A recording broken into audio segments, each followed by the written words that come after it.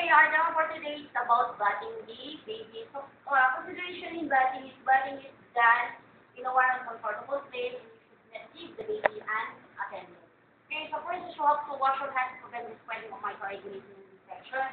And you have to identify the infant by using his or her ID bracelet or by using the head of the feet, side of the feet, or both side of the feet.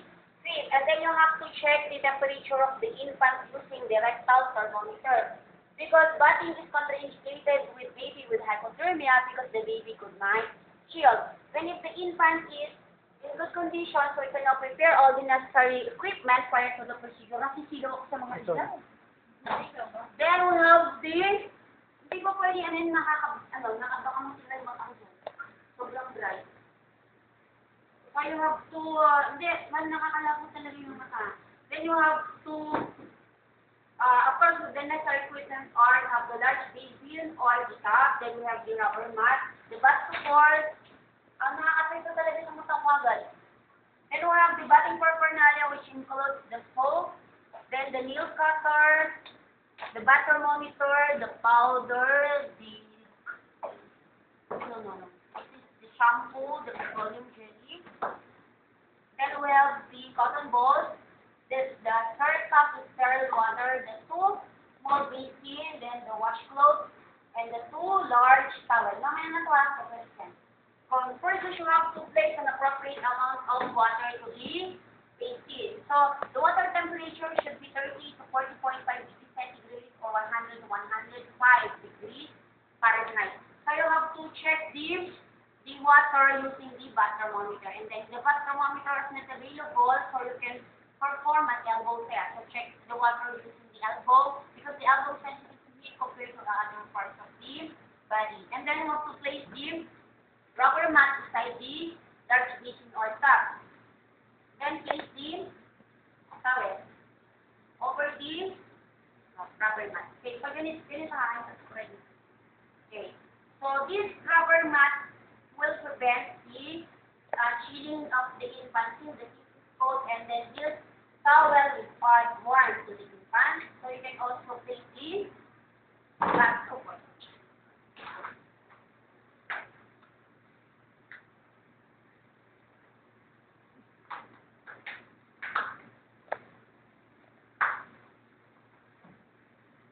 And then also place water in the you can also spread the other towel for them. Pero ipopod ko muna para alam yung gagawin nyo pagka hindi siya naka-unfold. Then you can, so if all the materials are now prepared, so we can now get the infant from the crib. So in getting the infant from the crib, so always support the head, the neck, the back of the infant by sliding your hands under him. Okay. So dito ko lagi, tumingin ka ng paano yung support. Okay, yan na. Then place now the infant on a towel. Then you have to drape the infant with the use of towel. Okay. To keep him or her warm. Then start cleaning the mouth of the infant using the sheet of cotton ball or the washcloth. And with the use of water. Dito ka lang kuha ng tubig. Okay? Then dip the piece of cotton ball. Then open the mouth of the infant. So you have to clean, of course, the gum, the palate, and the tongue of the infant. Huwag nyo munang tugba siya na. Hindi pa pwede tugba niya. Okay. Then repeat as necessary. And then throw the used cotton ball to the spectacle. So next to clean now is the eyes of the infant. So get a piece of cotton ball. Dito na kayo po ng tubig. Dito ha. Tap water na. Okay. The sterile water. Okay, sabihin natin, di ba kasi flavored water? Okay, then have to wet it with the first basin, then support again the infant using the hand, then clean the eyes of the infant starting from the inner to outer canthus. Then you have to clean the eyes with the use of separate cotton balls, then clean it from inner and outer canthus. Then if there's a presence of pulsation within the eyelid margin, muta ng pulsation. You have to get a piece of cotton ball, then you have to twist it, you have to wet and twist, and place it to the eyelid margin of the infant. So let's get this eyelid margin.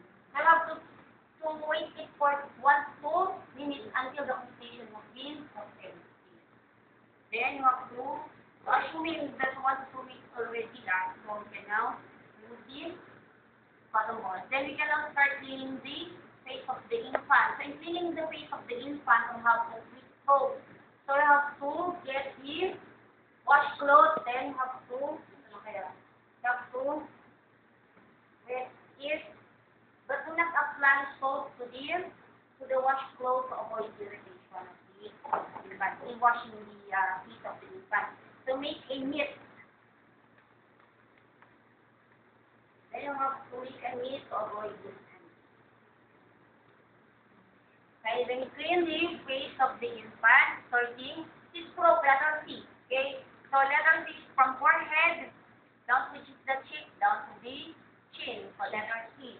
Okay, then reverse the washcloth. Other side.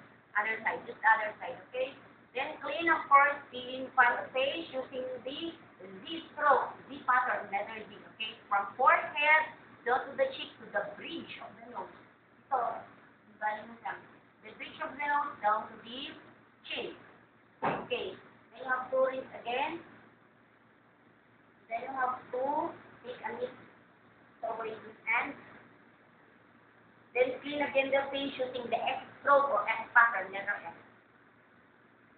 From forehead down to the cheek, to the upper lip, down to the chin. O kapag ka letter S dito, kapag letter Z, then okay. And after that is, so we can also clean the neck of the infant in single stroke or single motion. Then we can also clean, of course, the infant ear. So clean it from inner to outer, then pay attention at the back of the ear because the dirt may also lodge in the back of the ear. The same procedure on the other side. Then place now the washcloth to the Then we can now, of course, let it dry, and then we have to clean now the scalp of the infant.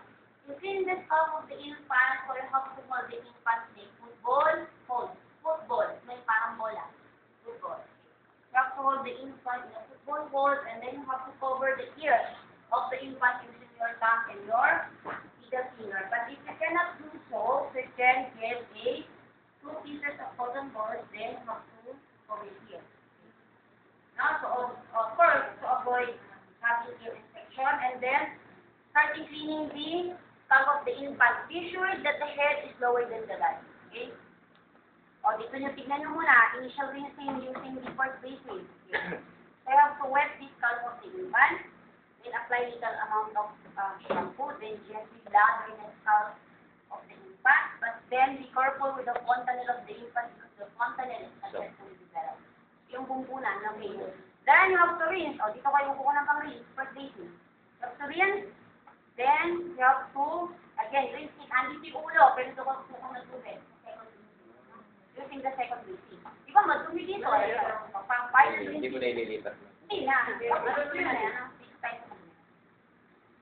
Get it? Okay. Then after that, you have to remove the cotton balls. Slowly. Then you have to of course, dry the scalp of the infant using the aroma cloth, the laundry hamper. Then you have to comb the hair. Okay. So if the comb is not available, you can use the tip of your hand. Okay. Then next now, clean just the body of the infant. Okay, remove the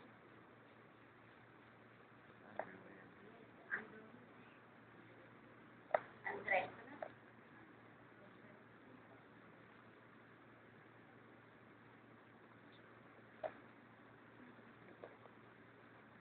So,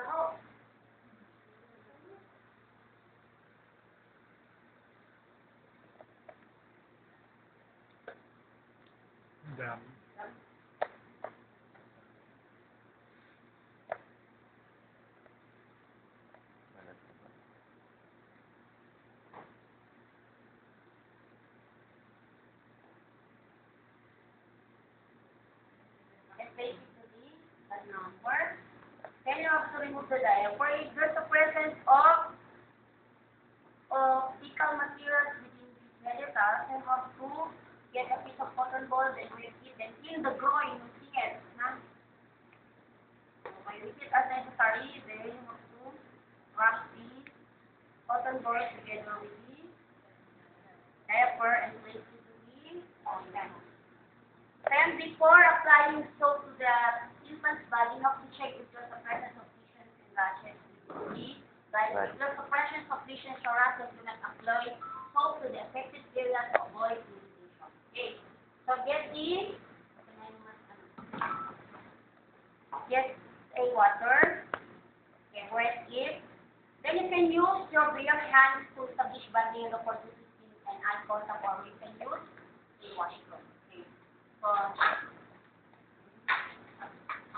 you can apply soap to the chest in circular motion, up to the abdomen. Since the umbilicus is already healed, so you can now place it with soap and water. Then the axilla, the arms, the thigh, the groin, the legs, the feet, and of course the back of the infant. Okay? Then in rinsing the infant, you can have to place him or her to the butt support. So once the infant is still on the butt support, you have to support again the infant using your hand. Okay? So then you have to rinse the infant. Okay. Then if the infant is enjoying this experience, so make it a leisurely one, you can talk and play with the infant. Cute. Then after that, so you can now get in. Okay, then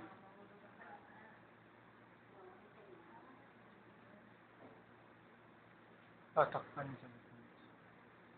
okay, of course, have to drape. Okay. Then since the genitals is the dirtiest part of the infant's body, so this is the last part to be clean.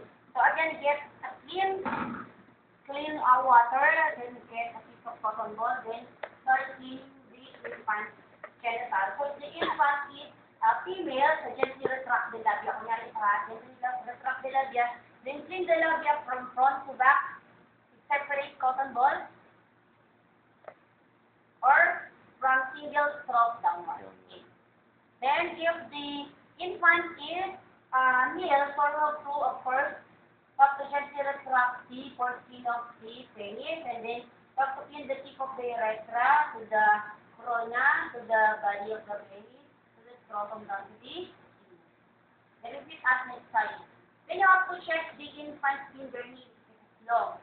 So if it is long, you have to cut it straight across. So you have to hold the hands of the infant firmly, then cut it with the use of infrared. Of course, the best time to cut the fingernails is when the baby is sleeping or asleep.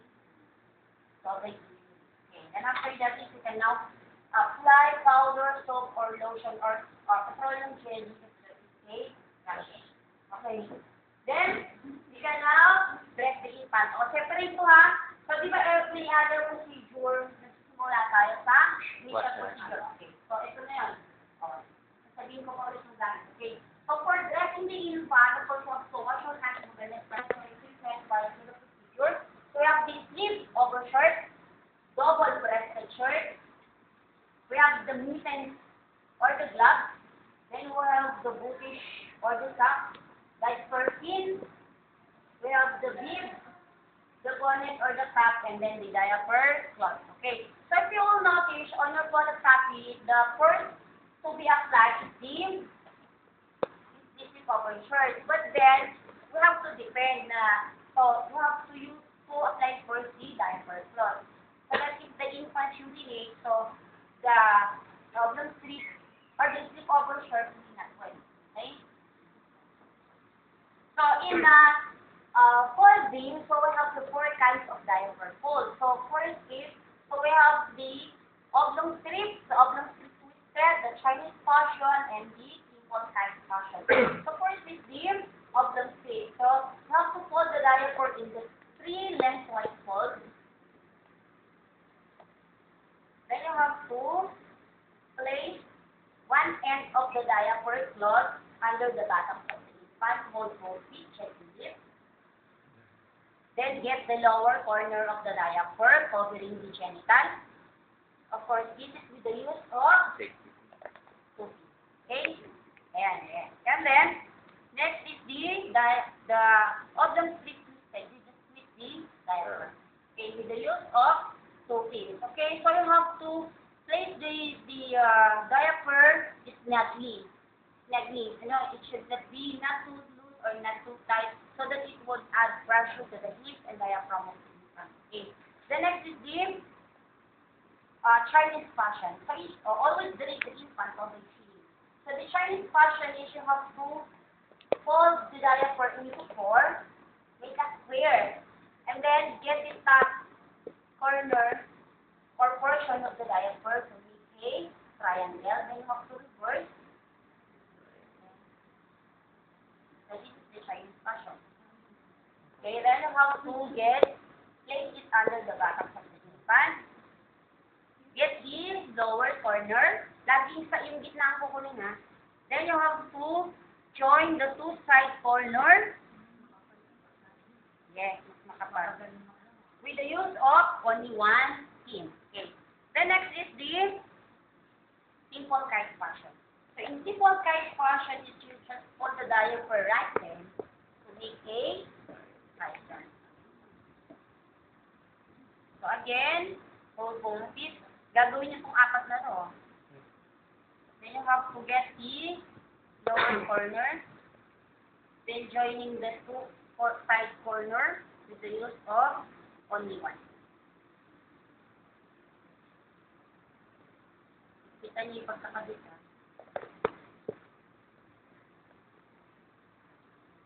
Dapat di na ganito eh, di ba? Yung 6 years na. 6 years. Biglang bumukas. Oo nga. Huwag mo na mabigyan ng problema. Baka bigla akong bumukas eh. Then we can now apply the infant clothes. First is the easy over shirt. So it should gather in one hand. And while your other hand will support the neck and the back of the infant, then gently apply it to the infant's head. Then gently pull. Then place your hands to the armhole of the dress. Then you have to hold the infant's hand. Then gently pull the shirt or the dress. Okay? Then same procedure to the other side. Then you have, of course, to fold the.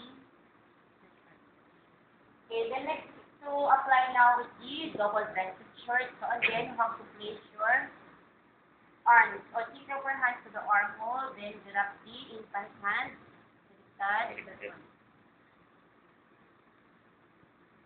Then gently lift the infant together with the double-breasted shirt. Same procedure with the other side. Then you have to tie the string at the corner. Bakit? Hindi ka na makahinga? Ang dami. Kuya Joel, ba't ganyan na itsura lang? Kuya, pinagdaanan mo na yun? Yes. May siya nagpaligo. 7-3. Nagpaligo.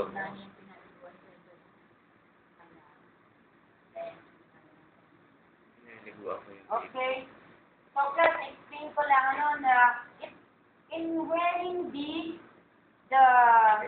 mittens or the gloves, so it depends if the infant's fingernails are long. So you can apply this to avoid scratching of the face. Okay, but then you have to wear first the sock or the bootish to add warmth of the infant if the wearer are cold.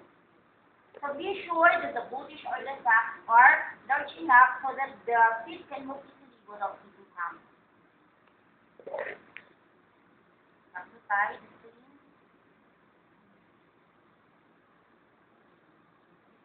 Mittens.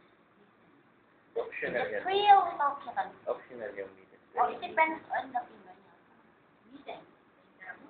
Yeah. Meat, isa lang. Pag mittens, gano'n. Kasi ba yung ginawa ko nga? Then we can apply, of course, the bonnet or the cap to add warmth to the infant. Napaka-cute naman. Dapat yan yung baby. And then we can, of course, apply the bead if the infant is about to be feed. Pagpapalinig. But when I start the string to avoid choking. Then we can now return the infant back to the crib. Okay, give the infant warm and comfortable. And after that is to take all the materials that you use. After for all the materials, After care. of all the then ipopod kasi para susunod namin. Okay. Pero kung kayo talagang gagamit na, of course, it must be direct to the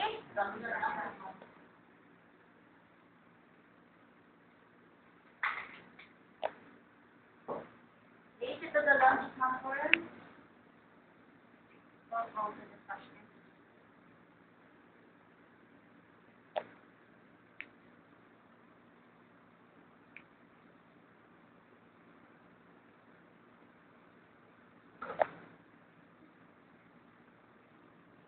And bring it to the laundry area. Okay. We have to throw the water from the baby, from the taba, and then we have to clean the disinfect it. Yun. Ay, nabul. Gusto mo gawin sa concealer?